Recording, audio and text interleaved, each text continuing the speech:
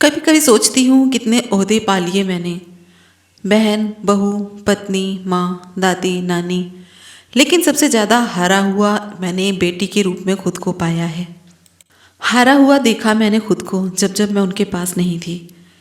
एक बूंद पलकों पर आने से पहले जो समेट लेती थी मुझे आंचल में। कभी रोई होगी सिसकियाँ भरकर अंधेरे में उस वक्त जब मैं उनके साथ नहीं थी।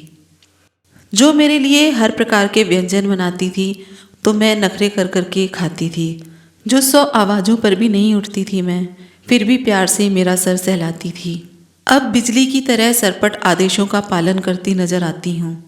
बेटी के रूप में खुद को हारा हुआ पाती हूँ। बहुत पछताती हूँ जब गृहस्थी में उलझी उनका फोन नहीं उठा पाती।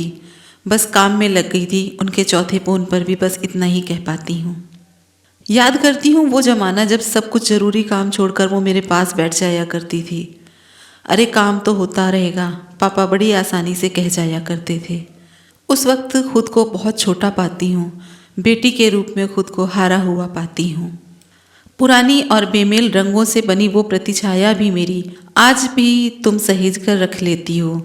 कितनी पुरानी है ये माँ, इसे फेंकती क्यों नहीं, कहा मैंने, और तुम उतने ही प्रणय से उसे फिर से सीने से लिपटा लेती हो। मेरा मन बट गया है कितनों में, पर आज भी तुम्हारे मन पर मेरा एकाधिकार पाती हूँ।